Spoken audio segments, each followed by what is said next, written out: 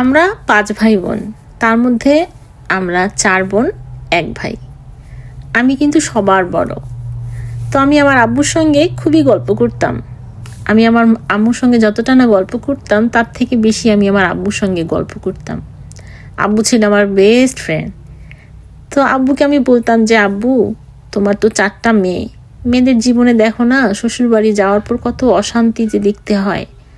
তখন আব্বু আমাকে বলতেছে, দেখো জীবন মানেই ধৈর্য। এই মানুষের জীবনটা একটা গাছের মতো, যখন এক জায়গা থেকে অন্য জায়গায় নিয়ে সেই গাছটিকে রোপণ করা হয় তখন কিন্তু গাছটা আগের মতো সতেজ হয়ে ওঠে না, সময় লাগে। কিন্তু তার মানে এই না যে গাছটা কিন্তু আগের মতো সতেজ হবে না। যে জায়গায় রোপণ করা হয়েছে সেই জায়গায় মাটিটাকে আঁকড়ে ধরে কামড়ে ধরে ধৈর্য নিয়ে থাকতে হবে, দেখবে ঠিক গাছটা আগের মতো সতেজ হয়ে উঠবে। তার মানে কি বুঝালো? তার মানে এটাই বুঝলাম যে শ্বশুরবাড়ি আর শ্বশুরবাড়ির মানুষগুলোকে আগলে ধরে আঁকড়ে ধরে যদি আমরা চেষ্টা করি তাহলে আমাদের জীবনটা ঠিক আগের মতো সতেজ হয়ে যাবে। কিন্তু আমার সহজ সরল আব্বু এটাই বুঝলো না যে যে মাটিটাকে আঁকড়ে ধরে বাঁচার কথা বললো সেই মাটিটার গুণাগুণ ভালো হওয়ার দরকার, তাই না বলেন?